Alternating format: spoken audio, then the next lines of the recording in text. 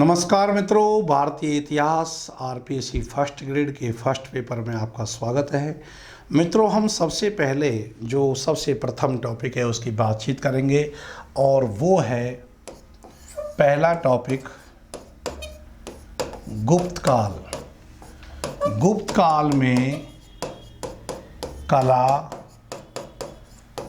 साहित्य और विज्ञान, विशेषकर स्थापत्य विज्ञान, यहाँ से एक प्रश्न हमारी परीक्षा में निश्चित आना है। मित्रों, कला और साहित्य की दृष्टि से गुप्त काल को भारतीय इतिहास का स्वर्ण काल कहा जाता है। पहला ही सवाल महत्वपूर्ण है कि गुप्त काल को स्वर्ण काल कहे जाने का आधार क्या है। तो ऐसा तो हम नहीं कहेंगे कि गुप्त काल में कि आर्थिक प्रगति का बहुत बड़ा युग था, क्योंकि फाहियान का ये उल्लेख है कि कौड़ियों में लेन देन तो कौड़ियों में चलता था। और स्वर्ण मुद्रा भी ऐसा नहीं है कि स्वर्ण मुद्राएं बहुत ज़्यादा व्यवहारिक रूप से प्रचलित थी। आर्थिक रूप से तो ये एक प्रकार से कहे तो अवनति का ही काल है।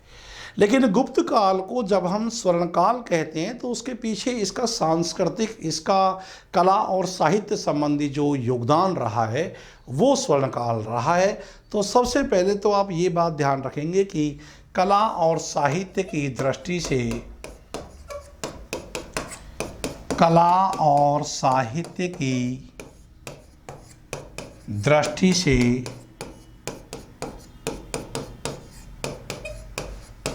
गुप्त काल को, कला और साहित्य की दृष्टि से गुप्त काल को स्वर्ण काल,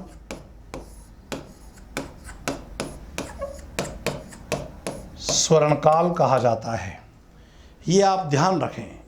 बल्कि मित्रों, सच बात तो यही है कि मंदिर निर्माण कला का जो वास्तविक जन्म है वो गुप्त काल में ही होता है। तो गुप्त काल में ही मंदिर निर्माण कला का जन्म हुआ। गुप्त काल में ही मंदिर निर्माण कला का जन्म हुआ। बल्कि बेहद महत्वपूर्ण मंदिर, जो अपने आप में एक स्थापत्य विज्ञान का बहुत बड़ा उदाहरण है। कौन कौन से मंदिर और कहाँ कहाँ पर मिलते हैं गुप्त काल के चर्चित मंदिर, वहाँ से क्वेश्चन आता ही रहता है। अभी हम उन सभी पहलुओं की बात करेंगे। और जो ये मंदिर निर्माण हुए, ये मंदिर कौन सी शैली के हैं? नागर शैली के। वैसे भी उत्तर भारत के जो मंदिर रहे हैं मुख्य रूप से नागर शैली के रहे हैं। दक्षिण भारत के मंदिर हैं द्रविड़ शैली के, और इन दोनों का मिला जुला रूप बेसर शैली के मंदिर कहलाते हैं। तो ये मंदिर किस शैली के हैं? ये मंदिर नागर शैली के हैं। नागर शैली में बने हुए हैं या नागर शैली के हैं। एक तो आप बिल्कुल सामान्य बात ये ध्यान रखेंगे। अब गुप्तकालीन मंदिरों की हम बात करते हैं कि गुप्त काल में जो मंदिर निर्माण कला का जन्म हुआ, उन मंदिरों की क्या स्थिति है, क्या उनकी विशेषता है। तो गुप्त काल के मंदिर, तो इन मंदिरों की क्या विशेषताएं रही है गुप्तकालीन मंदिर। मित्रों, गुप्तकालीन जो मंदिर हैं उन मंदिरों का प्रारंभ गर्भगृह के साथ हुआ। ये आप बहुत अच्छे से ध्यान रखेंगे, क्योंकि ऐसा क्वेश्चन आ सकता है कि गुप्तकालीन मंदिरों की कौन सी विशेषता नहीं है। तो गर्भगृह उसकी बड़ी विशेषता रही है। आप यहाँ टॉपिक ऐसे बना लें, गुप्तकालीन मंदिरों की विशेषताएं। गुप्तकालीन मंदिरों की विशेषताएं। गुप्तकालीन मंदिरों की एक जो महत्वपूर्ण विशेषता है वो है गर्भगृह। इसका मतलब क्या हुआ? मित्रों, ध्यान रहे कि गुप्तकालीन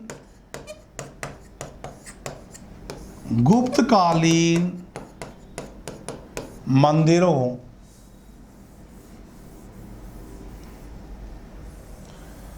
गुप्तकालीन मंदिरों का प्रारंभ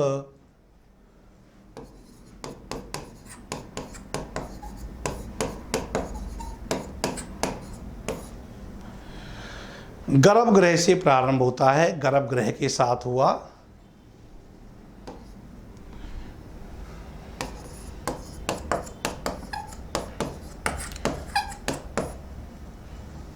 और इस संदर्भ में ये गर्भगृह मित्रों असल में क्या है कि मंदिर के बीचों बीच का एक ऐसा स्थान जहाँ मूर्ति स्थापित की जाती थी, वो गर्भगृह कहलाता है, जिसमें देव मूर्ति स्थापित की जाती थी और फिर उसको आधार बना करके भव्य मंदिर का निर्माण किया जाता था, जिसमें देव मूर्ति स्थापित की जाती थी। तो गुप्तकालीन मंदिरों की एक विशेषता है, वो है गर्भगृह। और यहां तक पहुंचने के लिए एक दालान होता था। गर्भगृह तक पहुंचने के लिए एक दालान होता था। मंदिरों की विशेषताओं को बहुत अच्छे से ध्यान रखो, क्योंकि प्रश्न आजकल उदाहरणात्मक आते हैं कि कौन सी एक विशेषता नहीं है। जिसमें एक सभा भवन से होकर प्रवेश द्वार, जिसमें एक सभा भवन से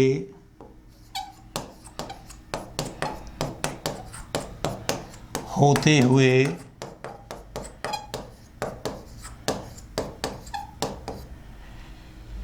एक प्रवेश द्वार होता था, या एक प्रवेश किया जाता था, आप ऐसे लिख सकते हैं, एक प्रवेश द्वार होता था जिसमें से प्रवेश किया जाता था। ये सभा भवन का जो द्वार है वो डोडी में से निकलता था। इस भवन के चारों ओर, ध्यान रखेंगे, इस भवन के चारों ओर प्राचीर युक्त प्रांगण होता था। इस भवन के चारों ओर प्राचीर युक्त प्रांगण,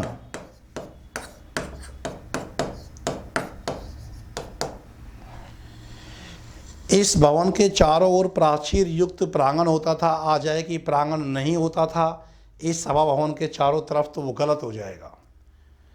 और जिसमें अनेक पूजा स्थलों की बाद में स्थापना होने लगी। तो यहाँ गर्भगृह ध्यान रखेंगे, और गर्भगृह तक पहुँचने के लिए एक दालान का एक निर्माण होता था, जिसमें सभा भवन से होते हुए प्रवेश द्वार होता था, ध्यान रहे। और गुप्त काल के जो मंदिरों की छतें हैं मित्रों, बहुत महत्वपूर्ण है, इम्पोर्टेंट पहलू हैं, ध्यान रखेंगे। एक विशेषता गुप्तकालीन मंदिरों की कि गुप्त काल के मंदिरों की छतें सामान्यतः सपाट होती थी। ध्यान देना, सामान्यतः सपाट होती थी छत, लेकिन इसके अपवाद भी मिलते हैं, क्योंकि शिखर युक्त मंदिरों का निर्माण भी प्रारंभ हो चुका था, ध्यान रखेंगे। लेकिन यह भी ध्यान रहे कि शिखर युक्त चोटी वाले मंदिर, क्योंकि देवगढ़ का दशावतार मंदिर इसका पहला साक्ष्य है, लेकिन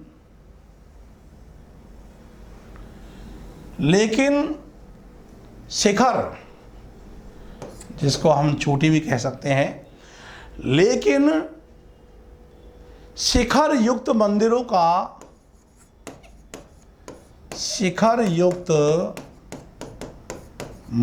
का निर्माण भी प्रारंभ हो चुका था। हालांकि हम ये बात नहीं कह सकते कि गुप्त काल में अधिकांश मंदिर शिखर युक्त मंदिर थे, ऐसा बिल्कुल नहीं है। हाँ, ऐसे उदाहरण मिलते हैं, देवगढ़ का दशावतार झांसी मंदिर ऐसा ही है, लेकिन सामान्य विशेषता क्या है कि छतें तो सामान्यतया सपाट होती थी, ध्यान रहे। और मंदसौर के लेख के अनुसार यदि बात करें, लिख लो कि मंदसौर के अभिलेख के अनुसार, मंदसौर के अभिलेख के अनुसार दसपुर के जो मंदिर हैं, मंदसौर अभिलेख के अनुसार दसपुर के मंदिर में दसपुर के मंदिर में अनेक आकर्षक शिखर, अनेक आकर्षक शिखर मिलते हैं। और इस संदर्भ में जो देवगढ़ का दशावतार मंदिर है वो तो विशेष महत्वपूर्ण है। अच्छा, एक बात और ध्यान रखेंगे कि जो मंदिर का निर्माण है वो मंदिर का निर्माण एक चबूतरे के ऊपर किया जाता था। ध्यान रखेंगे, किसी भी मंदिर का निर्माण चबूतरे के ऊपर किया जाता था।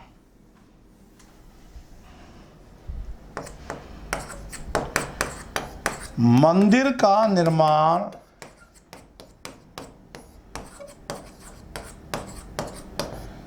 चबूतरे के ऊपर, ये नहीं कि खाली समतल जगह में मंदिर बना दिया जाए, पहले एक चबूतरा बनाया जाता था, चबूतरे के ऊपर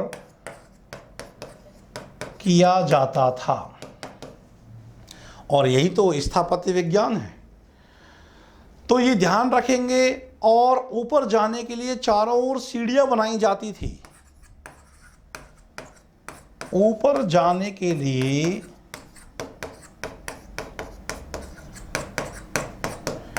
चारों ओर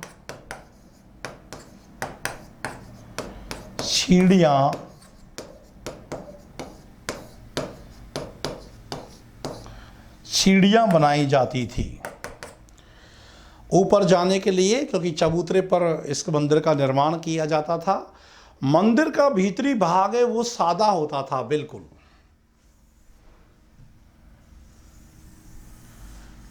मंदिर का भीतरी भाग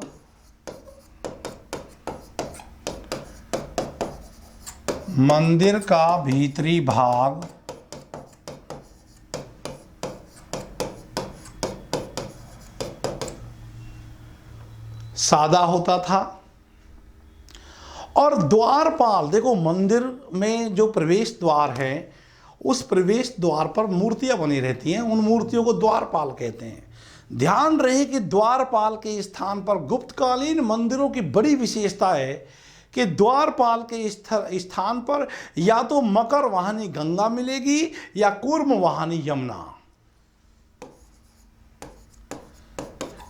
इन मंदिरों के द्वारपाल के स्थान पर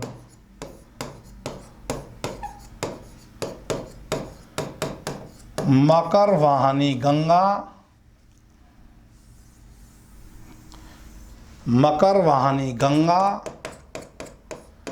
एवं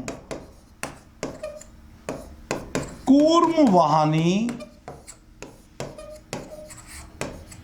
यमुना, इनकी मूर्तियां मिलती थी। यमुना की प्रतिमाएं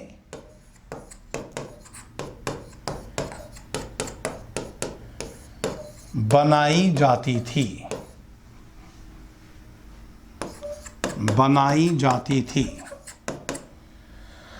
तो मकर वाहिनी, क्योंकि गंगा का जो वाहन है गंगा मैया का वो मकर है और कूर्म वाहिनी मानी जाती है यमुना। तो ध्यान रहे मंदिरों की विशेषता। तो ये हमने बात की बहुत संक्षेप में, जो कि बड़ी विशेषताएं रही हैं गुप्त काल के मंदिरों की, क्योंकि मित्रों टॉपिक के नाम में ही जुड़ा हुआ है स्थापत्य विज्ञान। तो ये है गुप्तकालीन मंदिरों की बड़ी महत्वपूर्ण विशेषताएं। और मंदिर निर्माण कला जो है वो तो वास्तव में गुप्तकाल में ही पैदा हुई, बल्कि गुप्तकाल में और बहुत सारी नई चीज़ें, जैसे अर्धनारीश्वर की संकल्पना है, आदि मूर्ति शिव की, आदि मूर्ति पार्वती जी की। ये पहली बार अर्धनारीश्वर इस प्रकार की मूर्तियों का प्रचलन भी गुप्तकाल में हुआ। अब एक बड़ा महत्वपूर्ण सवाल है, वो है गुप्तकालीन महत्वपूर्ण मंदिर कौन कौन से हैं, क्योंकि पिछली बार भी यहाँ से क्वेश्चन आया हुआ था और इस बार पुनः पूछ लेंगे। इसलिए गुप्त काल के महत्वपूर्ण मंदिर गुप्त काल के चर्चित कह लो या कह लो महत्वपूर्ण, गुप्त काल के किन किन मंदिरों की जानकारी हमें होनी चाहिए, तो टॉपिक का नाम दे दो गुप्त काल के चर्चित यानी महत्वपूर्ण मंदिर। इसमें तिगवा का विष्णु मंदिर चर्चित है।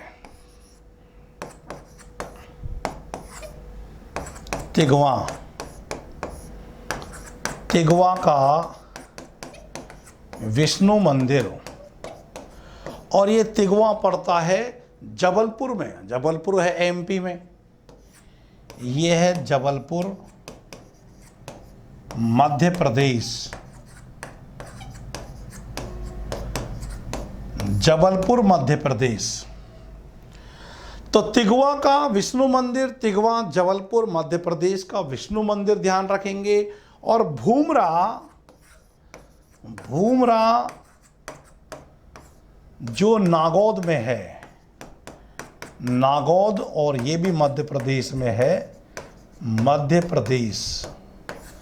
भूमरा का मंदिर जो कि शिव जी को समर्पित है, भूमरा का शिव मंदिर गुप्तकालीन बेहद महत्वपूर्ण मंदिर है। भूमरा का शिव मंदिर ध्यान रखेंगे। एक खो है, खो, वो खो भी जो है नागौद में ही है।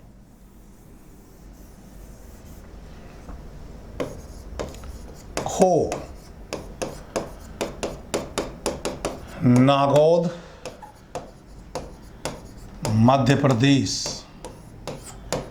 तो एक हो गया खो का मंदिर, होने को तो ये भी शिव जी के लिए है समर्पित। और नचना कुठार का पार्वती मंदिर, नचना कुठार, ये भी मध्य प्रदेश में है। नचना कुठार का पार्वती मंदिर प्रसिद्ध है गुप्त काल के मंदिरों में। तो नचना कुठार का पार्वती मंदिर, और देवगढ़ झांसी का दशावतार मंदिर। देवगढ़ झांसी जो कि उत्तर प्रदेश में है का दशावतार मंदिर। और मित्रों, इस बात का विशेष ध्यान रखा जाए कि ये गुप्त काल का बनाया गया सर्वश्रेष्ठ मंदिर माना जाता है। तो देवगढ़ झांसी का दशावतार मंदिर सर्वाधिक प्रसिद्ध रहा है, गुप्त काल में निर्मित हुआ है ये मंदिर, ध्यान रखेंगे। और भीतर गांव का मंदिर,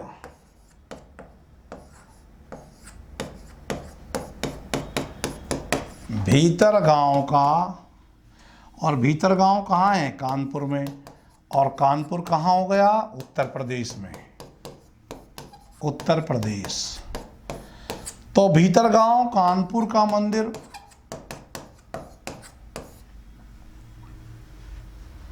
ये ध्यान रखा जाए।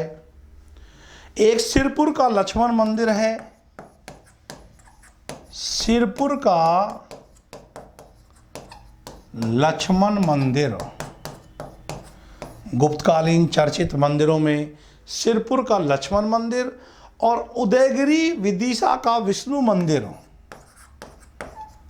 उदयगिरी जो कि विदिशा में है, एमपी में।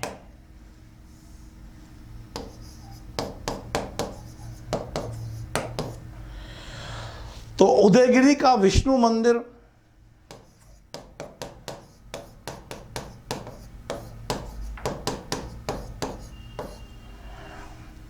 गुप्तकालीन महत्वपूर्ण मंदिरों में इसकी गणना है।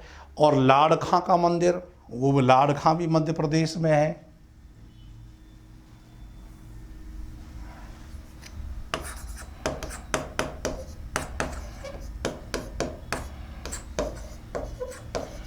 मध्य प्रदेश।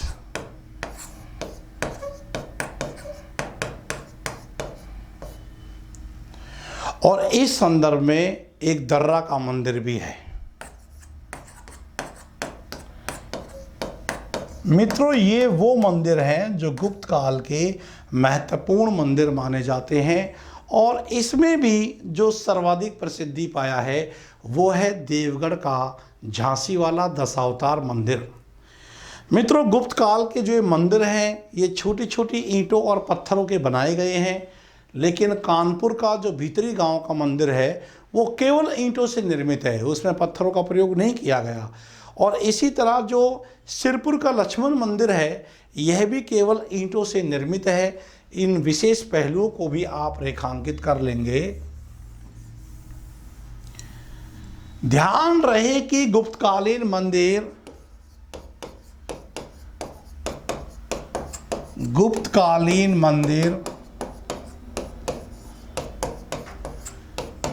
छोटी छोटी ईंटों एवं पत्थरों से निर्मित है।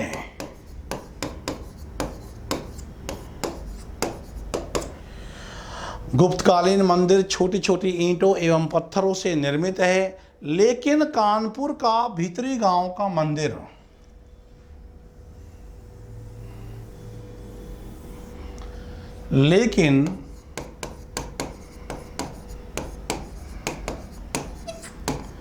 कानपुर का भीतरी गांव का मंदिर केवल ईंटों से निर्मित है, केवल ईंटों से निर्मित है। और इसी तरह इसी प्रकार सिरपुर का लक्ष्मण मंदिर भी इसी प्रकार सिरपुर का लक्ष्मण मंदिर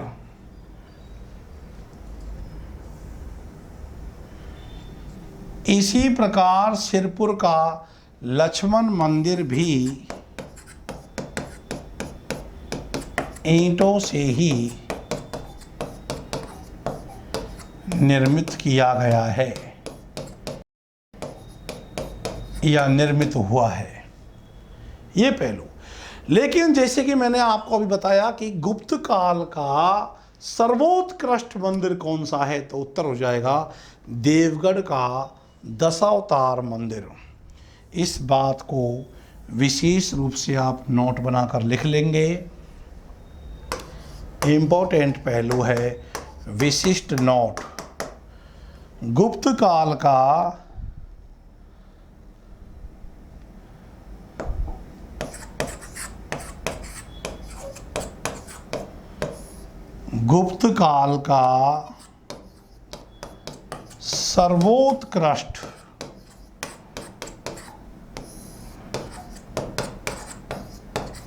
सर्वोत्कृष्ट मंदिर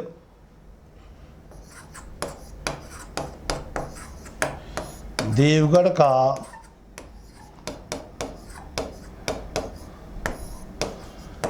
दशावतार मंदिर है, जो कहाँ स्थित है? झांसी, उत्तर प्रदेश में देवगढ़ का दशावतार मंदिर।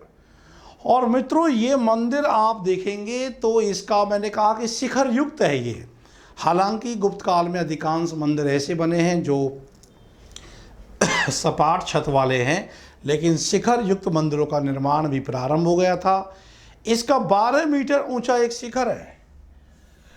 दशावतार मंदिर का जो शिखर है वो 12 मीटर ऊंचा है।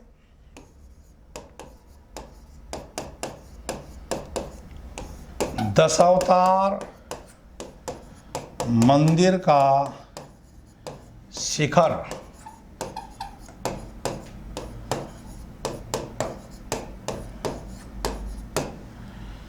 12 मीटर ऊंचा है। देवगढ़ का दशावतार मंदिर का जो शिखर है वो 12 मीटर ऊंचा है, जो भारतीय मंदिर निर्माण में शिखर का पहला उदाहरण है। जो भारतीय मंदिर निर्माण में शिखर का शिखर का पहला उदाहरण है।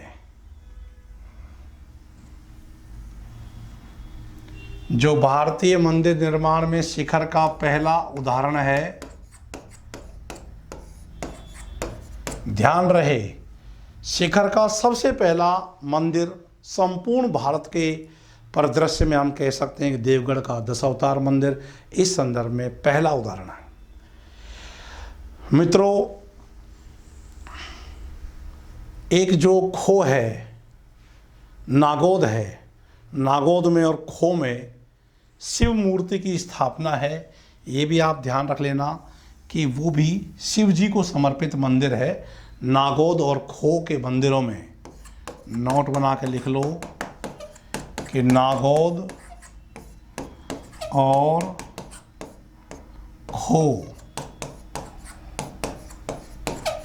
के मंदिरों में शिव मूर्ति की स्थापना है।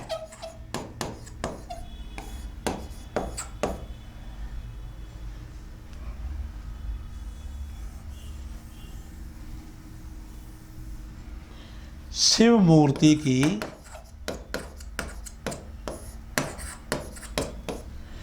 स्थापना, ये पहलू ध्यान रखेंगे। तो मंदिर से संबंधित गुप्त काल के मंदिर योजना के बारे में हमने यहाँ बातचीत की है। अब इसके बाद हम बात करेंगे बौद्ध स्तूप।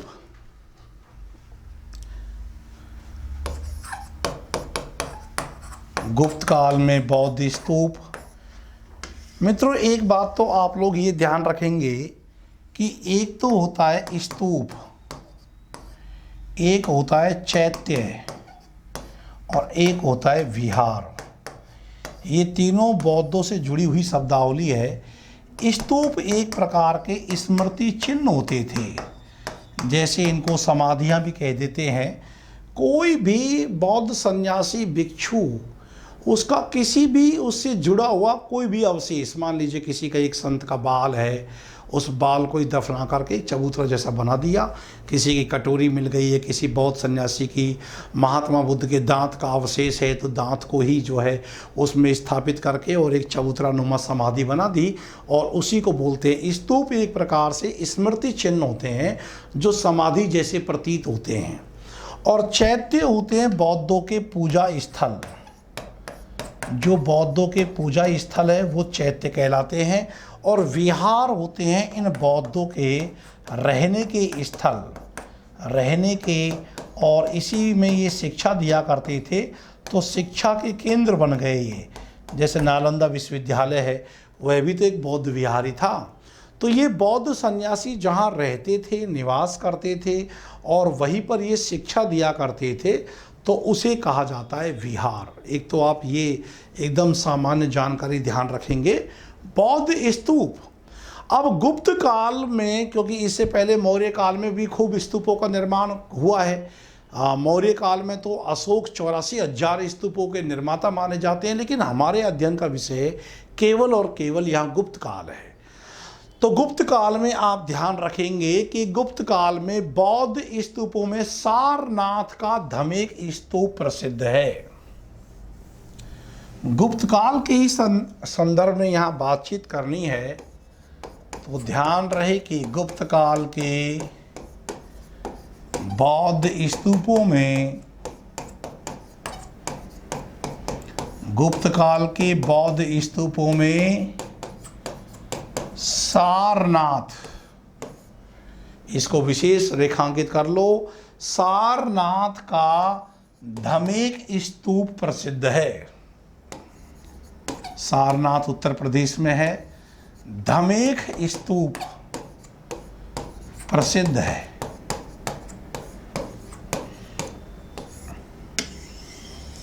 तो सारनाथ का धमेक स्तूप प्रसिद्ध है। यह ईंटों का बना हुआ है। धमेक स्तूप के बारे में ध्यान रखेंगे कि यह ईंटों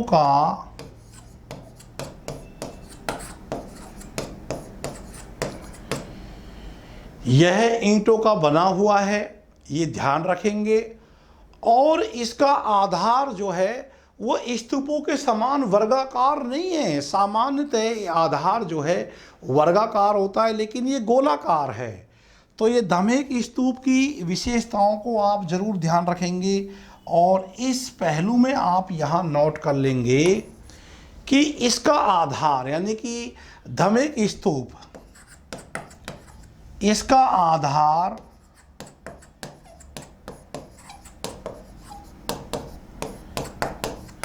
जो अन्य स्तूप हैं उनकी तरह वर्गाकार नहीं है। स्तूपों के समान वर्गाकार ना होकर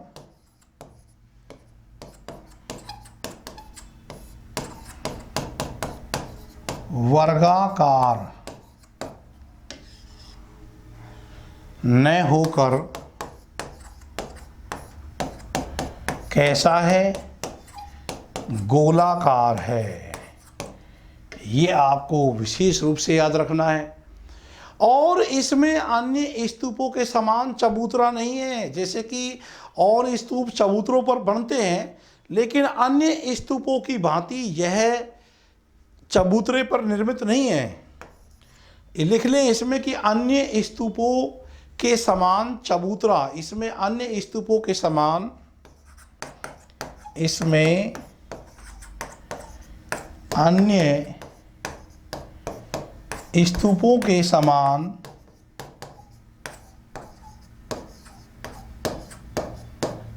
चबूतरा नहीं है।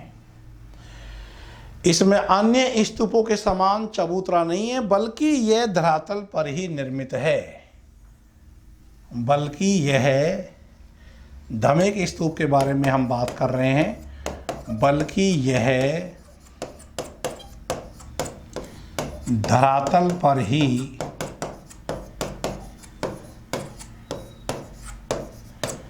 निर्मित है। तो मित्रों, ये धमेक स्तूप को विशेष ध्यान रखेंगे आप। ये गुप्त काल में इसका निर्माण हुआ है और गुप्त काल में गुहा मंदिरों का भी निर्माण हुआ। स्तूपों में धमेक स्तूप बहुत चर्चित है। इसके बाद में आप टॉपिक बनाएंगे, वो टॉपिक है गुहा मंदिरों का निर्माण।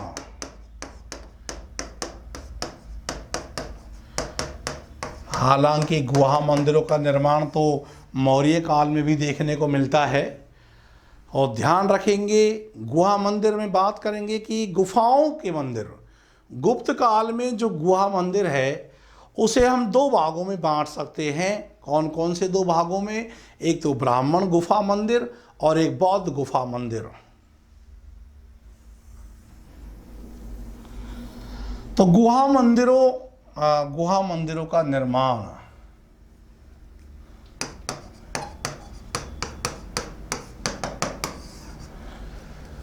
गुप्त काल के गुहा मंदिरों को, गुप्त काल के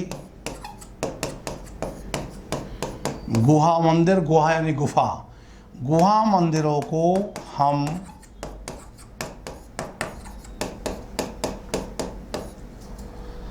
हम दो भागों में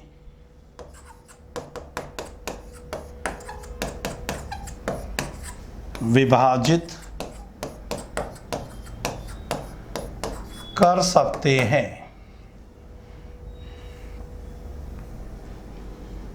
ये दो भाग कौन से हैं? एक ब्राह्मण गुहा मंदिर और दो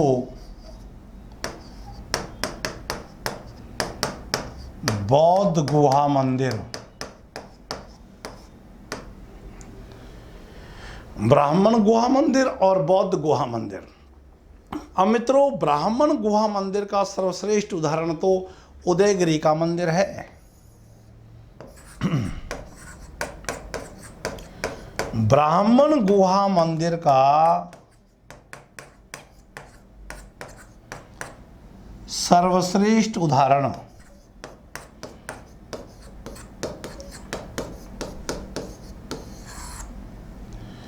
ब्राह्मण गुहा मंदिर का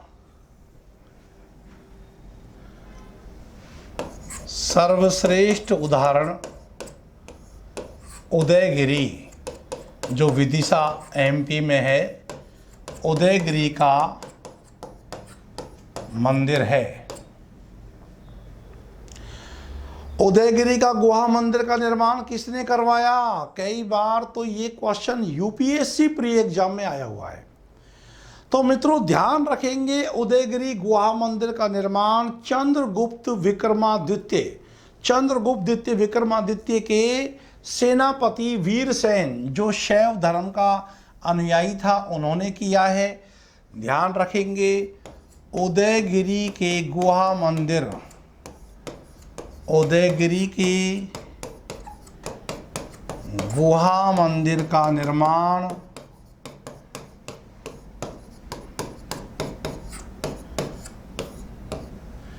चंद्रगुप्त द्वितीय विक्रमादित्य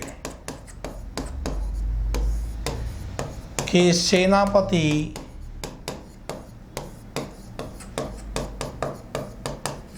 वीरसेन कहो, वीर सिंह नहीं, वीरसेन ने करवाया था।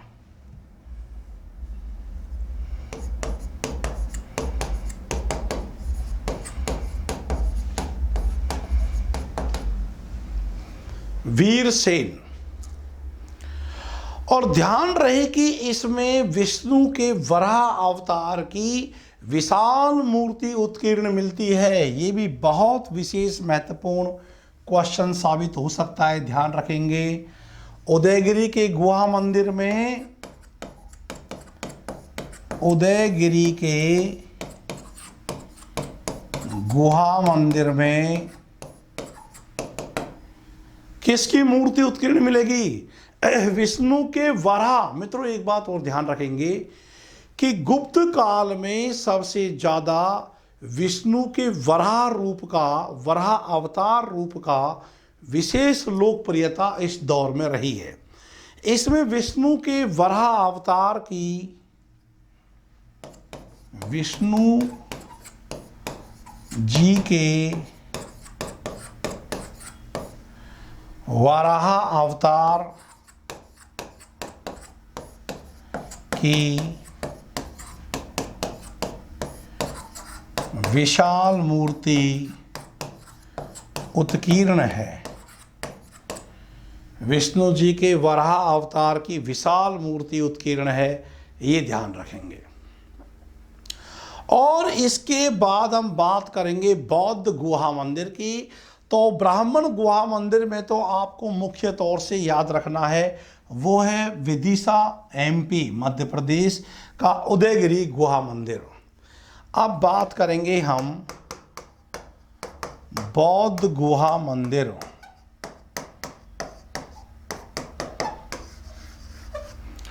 बौद्ध गुहा मंदिर, मित्रों बौद्ध गुहा मंदिर के उदाहरणों में अजंता और बाघ की गुफाएं तो अमर हैं। ध्यान रहे कि बौद्ध गुहा मंदिरों में, बौद्ध गुहा मंदिरों में अजंता और बाघ, और यहाँ से प्रश्न बिल्कुल आ सकता है, अजंता और बाघ की गुफाएं, अजंता और बाघ की गुफाएं हैं। ध्यान देना, अजंता और बाघ की गुफाएं। अजंता की जो गुफा 16, 17 और 19 हैं, ये गुप्तकालीन मानी जाती हैं। 16, 17 और 19।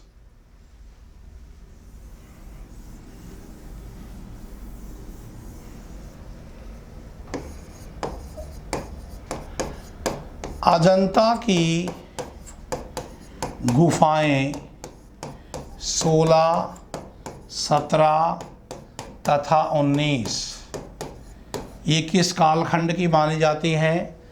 गुप्तकालीन मानी जाती हैं।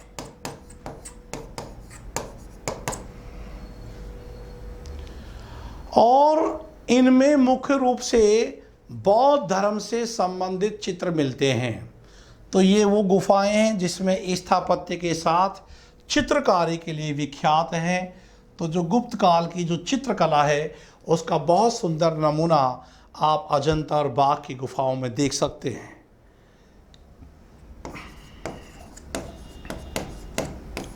अजंता की गुफाओं में मुख्यतः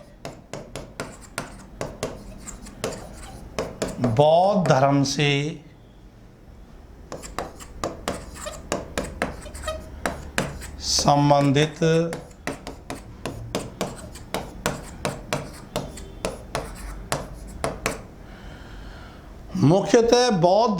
संबंधित चित्र मिलते हैं और बाघ की गुफाओं में भी बौद्ध धर्म से संबंधित चित्रकारियां मिलती हैं।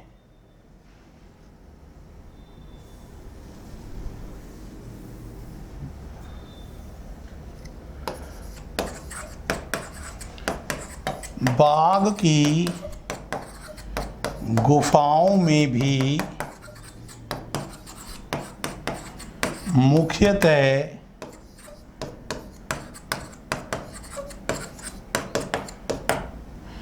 बाघ की गुफाओं में भी बौद्ध धर्म से संबंधित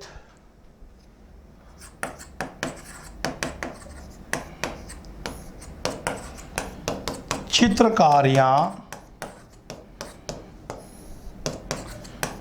मिलती हैं। तो अजंता और बाघ की गुफाओं के बारे में बहुत अच्छे से आपको जानकारी होनी चाहिए। वैसे हम जब चित्रकला का अलग से अध्ययन करेंगे तब और थोड़ा विस्तार से हम बात करेंगे इस पहलू की। तो ये आप ध्यान रखेंगे कि गुफाओं के निर्माण के संदर्भ में जो बौद्ध गुफाएं हैं उसमें अजंता और बाघ की गुफाएं आएंगी। अब इसके बाद हम बात करते हैं एक विशेष पहलू पर, और वो है चित्रकला। चित्रकला में भी अजंता और बाघ जुड़ा हुआ पहलू है। इसीलिए अब हम टॉपिक का नाम देंगे, अगला टॉपिक बनाएंगे वो है चित्रकला, क्योंकि कला में चित्रकला भी शामिल है। तो गुप्त काल में चित्रकला की स्थिति। मित्रों, वैसे तो हम इस बात को जानते हैं कि वात्स्यायन की बड़ी महत्वपूर्ण रचना है कामसूत्र, और कामसूत्र में चित्रकला की जो गणना है वो 64 कलाओं के अंतर्गत की गई है। 64 कलाओं में एक कला चित्रकला भी है। और गुप्त चित्रकला के सर्वोत्कृष्ट उदाहरण यदि आपको जानने हैं, देखने हैं, तो आप अजंता और बाघ की गुफाओं को देखेंगे। तो ध्यान रखेंगे, वात्स्यायन के कामसूत्र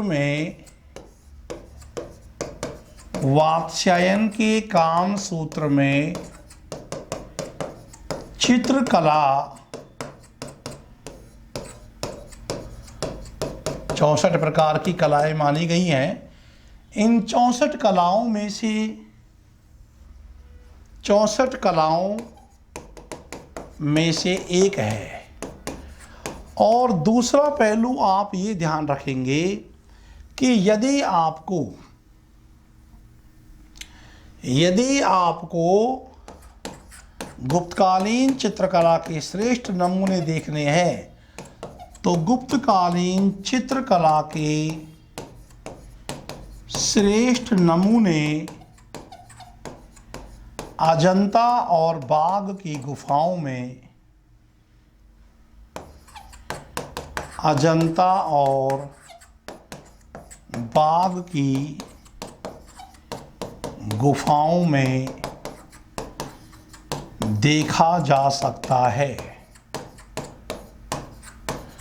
अजंता और बाघ की गुफाएं क्यों प्रसिद्ध है? मुख्य तौर से चित्रकला के लिए प्रसिद्ध है। अब हम बात करेंगे कि अजंता की चित्रकला। तो टॉपिक सबसे पहले हम फोकस करते हैं अजंता पर। अजंता की चित्रकला, ये निश्चित है आप ध्यान रखेंगे, मैं आपसे आज के दिन ही ये बात कह रहा हूँ कि एक क्वेश्चन गुप्त काल के कला साहित्य विज्ञान से संबंधित आएगा, जिसमें मंदिरों में देवगढ़ का दशावतार मंदिर ध्यान रखेंगे, स्तूपों में सारनाथ का धमेक स्तूप की जो विशेषताएं मैंने आपको बताई वो ध्यान रखेंगे। ब्राह्मण गुहा मंदिर में उदयगिरी का जो विदिशा में स्थित है एमपी में, उसका जो मंदिर है जिसमें विशाल विष्णु जी के वराह अवतार की मूर्ति उत्कीर्ण है और जिसको चंद्रगुप्त द्वितीय विक्रमादित्य के सेनापति वीरसेन ने उत्कीर्ण करवाया था, ये पहलू ध्यान रखेंगे। और अजंता और बाघ, इन 5 पहलुओं में से एक प्रश्न आना तय है। तो अजंता की चित्रकला के बारे में आप क्या जानते हो, ध्यान रखो मित्रों। अजंता कहाँ स्थित है? आप अजंता घूमने जाना चाहोगे तो आपको महाराष्ट्र के औरंगाबाद जिले होगा। तो सबसे पहले तो आप ये ध्यान रखो कि अजंता की गुफाएं और इनका संबंध बौद्ध धर्म से है। अजंता की गुफाएं महाराष्ट्र के औरंगाबाद जिले में, महाराष्ट्र के औरंगाबाद जिले में स्थित है। अजंता की गुफाएं महाराष्ट्र के औरंगाबाद जिले में स्थित हैं। सबसे पहले तो आप ये ध्यान रखो, इसमें पहले 29 गुफाओं में चित्र बने मिलते हैं, लेकिन अब केवल 7 गुफाओं में ही चित्रों के अवशेष अवशिष्ट हैं। तो ध्यान रहे कि इसमें पहले 29 गुफाओं में चित्र बने थे। अजंता के संदर्भ में हम बात कर रहे हैं। इसमें पहले यानी अजंता में पहले कितनी गुफाओं में चित्र मिलते थे? 29 गुफाओं में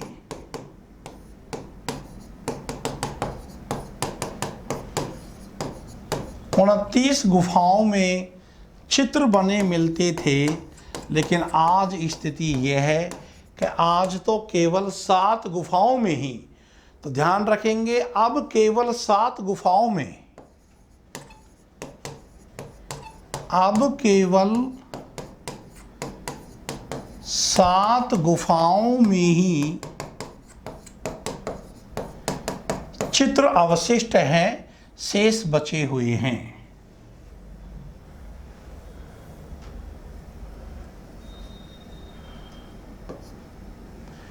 चित्र अवशिष्ट हैं। अच्छा, ये कौन कौन सी गुफाएं हैं? 7।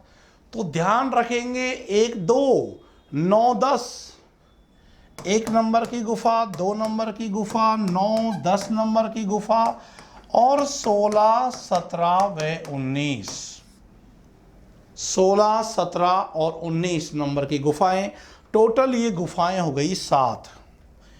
इनमें भी आप एक बात ध्यान रखेंगे, बहुत बारीक माइनर क्वेश्चन आते हैं कि जो गुफा नंबर 1 और 2 है, ये तो पुलकेशिन द्वितीय के समय की है। ये तो है पुलकेशिन द्वितीय के समय की।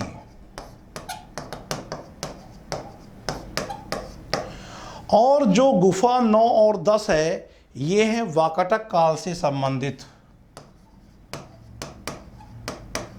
वाकाटक काल से संबंधित। और जो गुफा 16, 17, 19 है, ये हैं गुप्त काल से संबंधित। तो ये गुफा संख्या 16, 17 व 19 का संबंध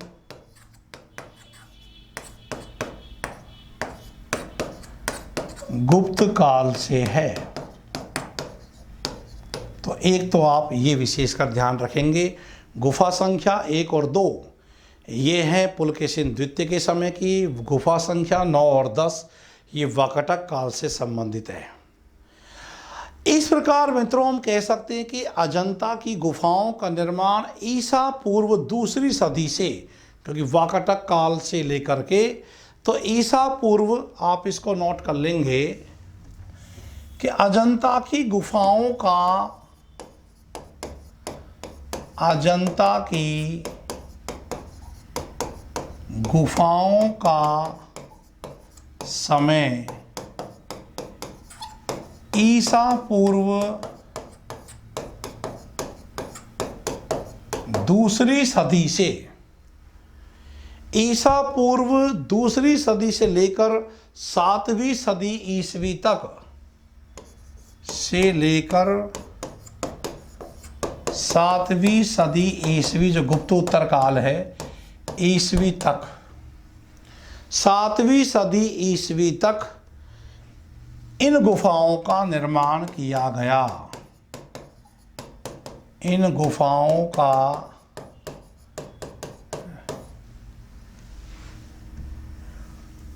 निर्माण किया गया। तो समय ध्यान रखेंगे, कौन सी गुफा किस कालखंड से संबंधित है ये ध्यान रखेंगे। दूसरा मित्रों, ध्यान रखें कि अजंता की जो खोज है वो हुई 1819 में संपन्न है। सवाल भी कई बार परीक्षा में पूछा हुआ है कि अजंता की गुफाओं की खोज, अजंता की गुफाओं की खोज 1819 ईस्वी में हुई और 1819 ईस्वी में सर जेम्स अलेक्जेंडर ने की थी। सर जेम्स अलेक्जेंडर ने की थी। ये विशेष महत्वपूर्ण तथ्य है, इंपॉर्टेंट, और विगत भर्ती पीसीएस परीक्षाओं के प्री एग्जाम में ये पूछा भी हुआ है। यदि हम विषय की बात करें कि अजंता की गुफाओं का विषय क्या है, जो चित्रकला है उसका विषय क्या है, तो विषय के संदर्भ में हम ये बात बखूबी जान सकते हैं कि अजंता में मुख्यतः है ब्राह्मण और बौद्ध धर्म से संबंधित चित्र मिलते हैं। अजंता की गुफाओं में मुख्यतः ब्राह्मण धर्म भी, ये नहीं कि बौद्ध ही, ब्राह्मण एवं बौद्ध धर्म से संबंधित, ब्राह्मण और बौद्ध धर्म से, ब्राह्मण और बौद्ध धर्म से संबंधित चित्र मिलते हैं। अच्छा, एक बात और है कि बौद्ध धर्म भी एक समय हीनयान और महायान में बट गया था। कनिष्क के समय पहली सदी ईस्वी में कश्मीर के कुंडलवन विहार में जो चौथी बौद्ध संगति हुई, तो बौद्ध धर्म भी हीनयान और महायान में बट गया था। ध्यान रखेंगे कि यहाँ जो बौद्ध धर्म के चित्र मिल रहे हैं वो मुख्य तौर से महायान शाखा से संबंधित है। तो बौद्ध धर्म के चित्र, बौद्ध धर्म के चित्र महायान शाखा से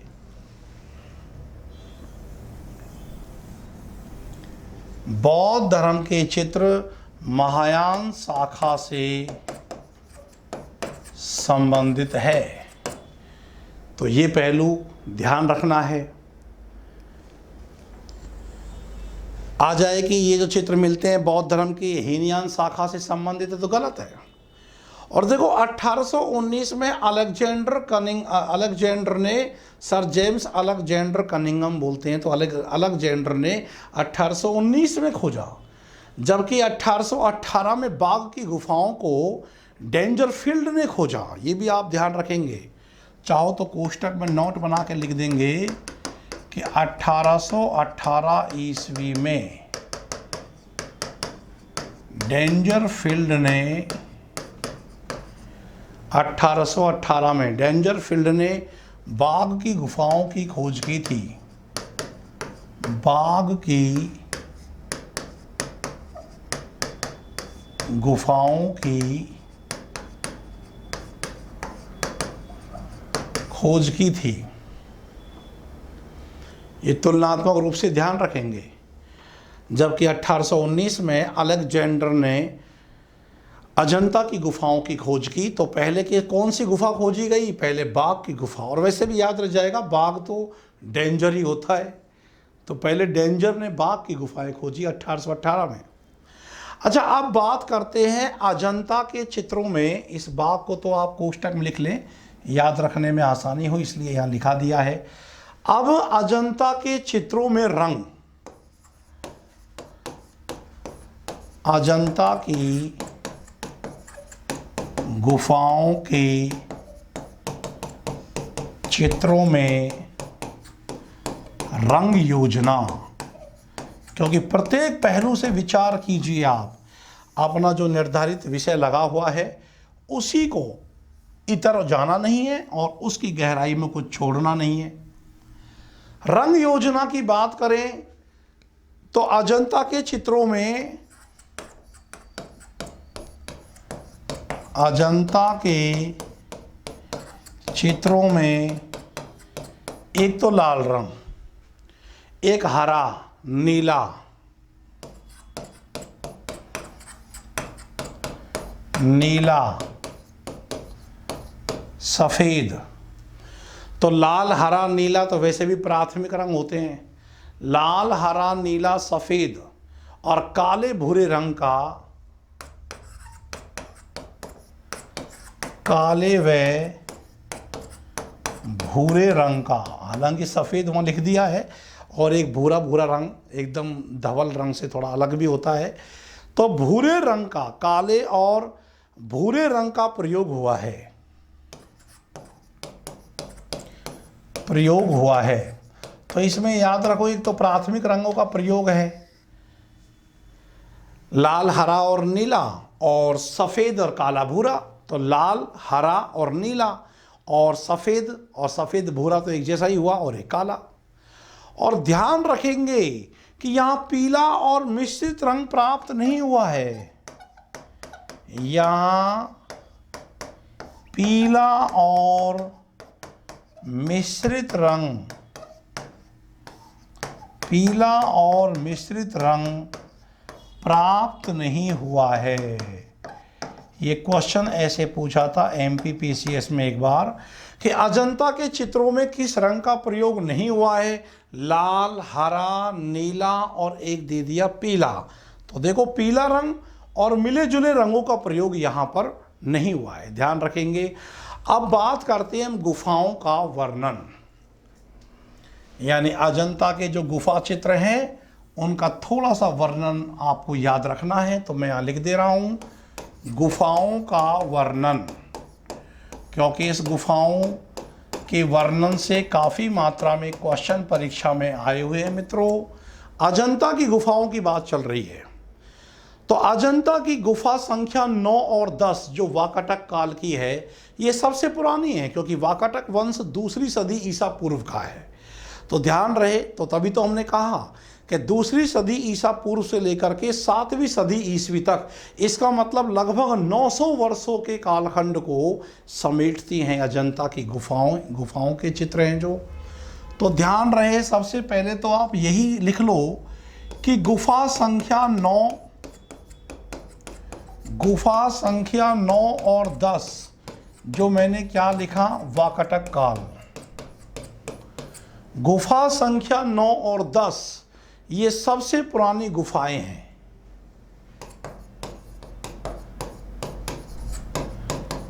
सबसे पुरानी हैं जो इनमें चित्र बने हुए हैं वो वाकाटक काल के हैं। तो गुफा संख्या 9 और 10 सबसे पुरानी है, ध्यान रखो, वाकाटक काल की है। और मैंने अभी आपको बताया कि गुफा संख्या 1 और 2 ये हैं पुलकेशिन द्वितीय के समय की, पुलकेशिन द्वितीय। तो पुलकेशिन द्वितीय के समय की हैं। और 16वीं गुफा के चित्रों में ध्यान रखेंगे, क्योंकि पुलकेशिन द्वितीय के समय की हैं, और ये मैं आपको बता ही चुका हूं कि जो गुप्त काल से संबंधित गुफाएं हैं वो है 16, 17, 19।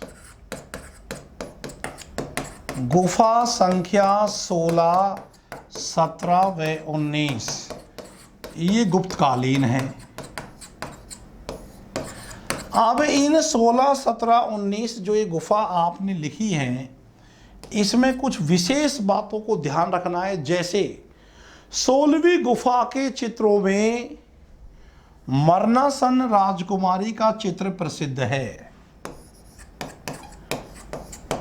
16वीं गुफा के चित्रों में, चित्र तो बहुत सारे बन रहे हैं, उन चित्रों में मरणासन राजकुमारी, इसको रेखांकित कर लो, ये परीक्षाओं में क्वेश्चन आया भी हुआ है। मरणासन राजकुमारी का चित्र प्रसिद्ध है।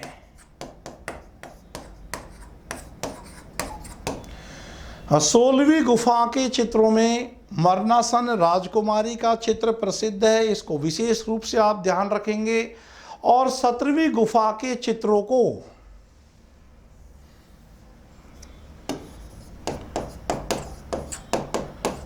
सत्रहवीं गुफा के चित्रों को चित्रशाला, ध्यान रखेंगे, पूछ लेंगे कि किस गुफा के चित्रों को चित्रशाला कहा जाता है, तो 17वीं गुफा के चित्रों को चित्रशाला कहा गया है। एक ये क्वेश्चन आपको विशेष ध्यान रखना है।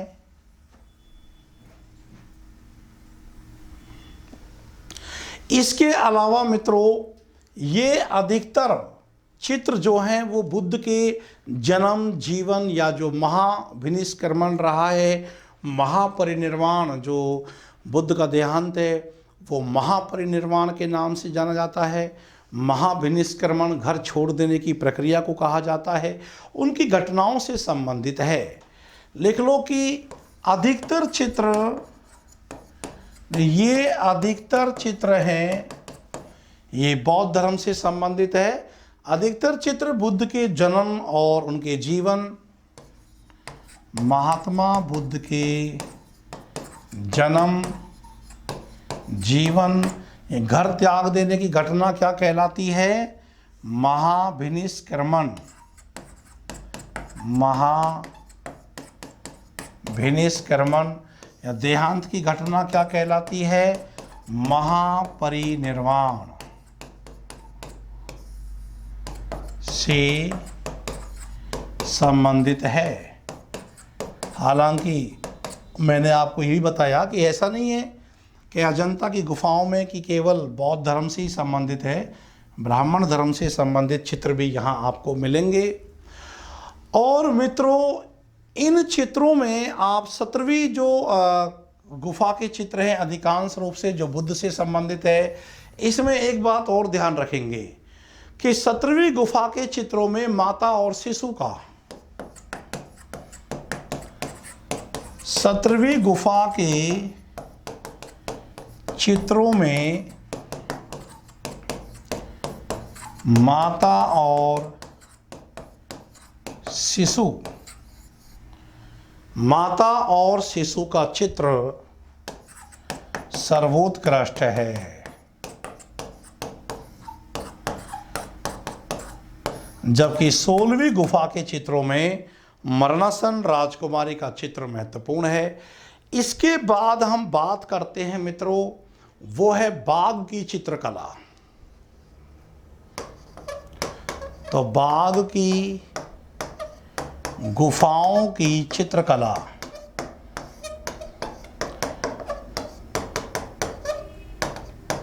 तो देखो, एक तो बौद्ध गुफाओं की कला से संबंधित भी हम अजंता और बाघ का नाम लेते हैं, और चित्रकला के लिए तो ये प्रसिद्ध है ही। ग्वालियर के समीप धार एक स्थान है जो मध्यकाल में परमारों की राजधानी रही है, एमपी में धार। उस धार में बाघ नामक स्थान है। नर्मदा की एक सहायक नदी बहती है बाघिनी, उस बाघिनी नदी के ही किनारे पर पास में ही एक बाघ नामक स्थान है, और वहाँ पर एक गुफाएं बनाई गई हैं, तो इनको बाघ की गुफाएं कहते हैं। तो मध्य प्रदेश में ग्वालियर के समीप मध्य प्रदेश में नर्मदा यहाँ की मुख्य नदी है। मध्य प्रदेश में ग्वालियर के समीप धार नामक स्थान पर, या कि धार जिले ही है, अब तो स्थान भी क्या कहेंगे, धार जिले में बाग नामक स्थान पर, बाग नामक स्थान पर ये गुफाएं बनी हुई हैं।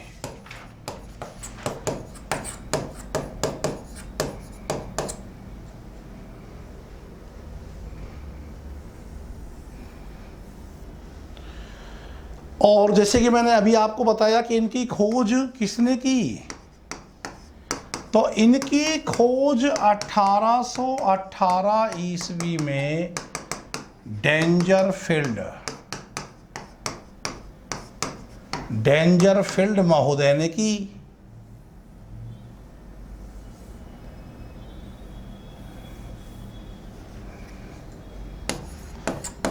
तो बाघ की गुफाओं की खोज की 1818 में डेंजरफील्ड ने, जबकि अजंता की गुफाओं की खोज की अलेक्जेंडर ने, और वो घटना है 1819, ध्यान रखेंगे।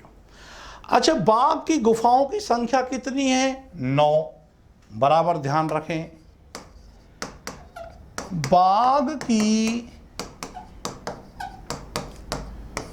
गुफाओं की संख्या 9 है। ये भी बात आपको ध्यान रखनी है, इंपॉर्टेंट है, रेखांकित कर लेंगे। अजंता के चित्रों के विपरीत मित्रों ध्यान रहे, बाघ के जो चित्र हैं वो लौकिक जीवन से भी संबंधित है, जबकि अजंता के जो चित्र हैं मुख्य तौर से अलौकिक विषय से संबंधित है। ध्यान रहे, अजंता के चित्र, तुलना कीजिए यहां आप, एक अजंता के चित्र अलौकिक विषयों से संबंधित है,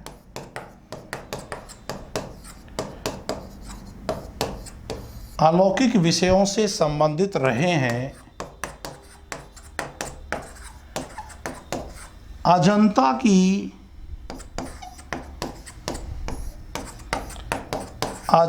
की गुफाओं के चित्रों के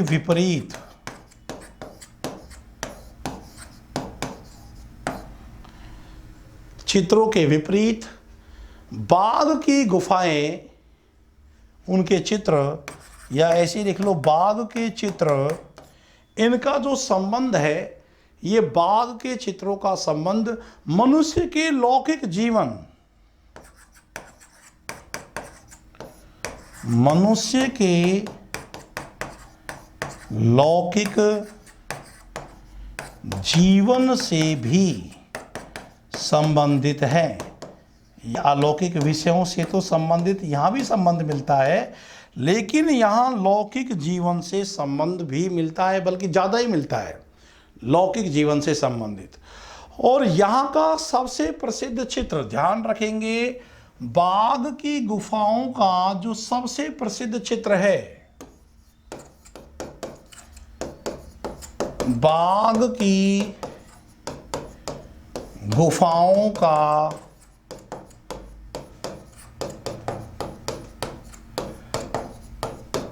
जो सबसे प्रसिद्ध चित्र है वो है संगीत और नृत्य का एक दृश्य।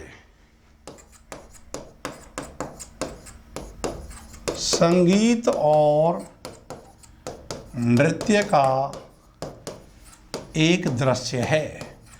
और वैसे भी संगीत और नृत्य का जो दृश्य है वैसे भी वो लौकिक विषय से संबंधित ही हो गया। इस प्रकार मित्रों ध्यान रहे कि अजंता और बाघ की जो गुफाएं हैं ये गुप्तकालीन चित्रकला के श्रेष्ठ नमूने यहाँ मिलते हैं। बाकी और भी कलाएं मिलती हैं, गुप्त काल में आप देखेंगे तो संगीत, नृत्य, अभिनय की कला प्रमुख है। कुछ एक दो बिंदु आप और नोट कर लेंगे इस संदर्भ में।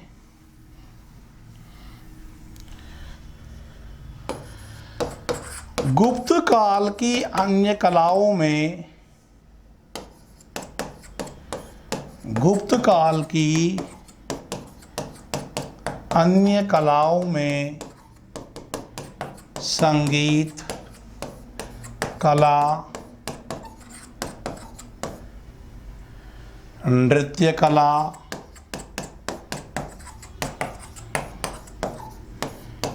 अभिनय कला की भी श्रेष्ठ प्रमाण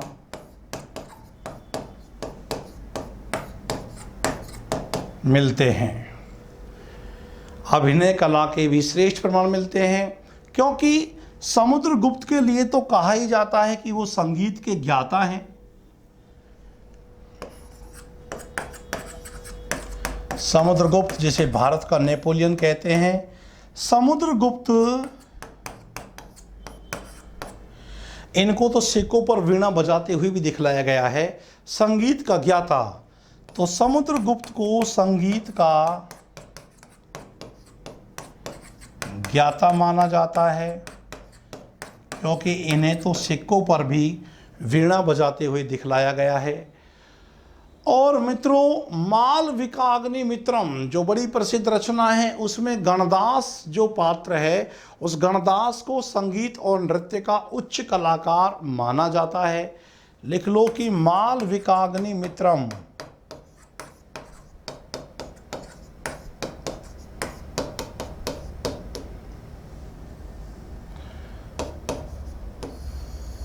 मालविकाग्निमित्रम में गणदास को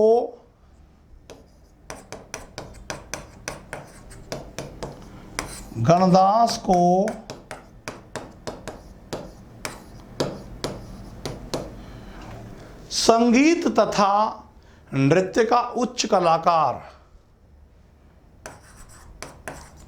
नृत्य का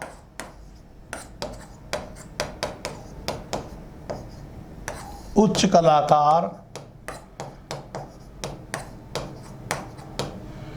माना गया है। और नाट्यशालाओं के लिए कुछ शब्दों का प्रयोग मिला है, जिससे मालूम चलता है कि अभिनय कला भी अपने चरम पर थी। नाट्यशालाओं के लिए प्रेक्षागृह, नाट्यशाला जिसे रंगशाला कहते हैं, उसके लिए प्रेक्षागृह और रंगशाला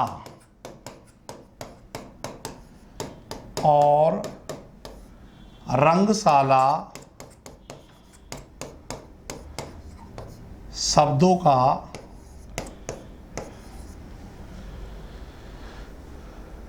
प्रयोग मिलता है, उल्लेख मिलता है।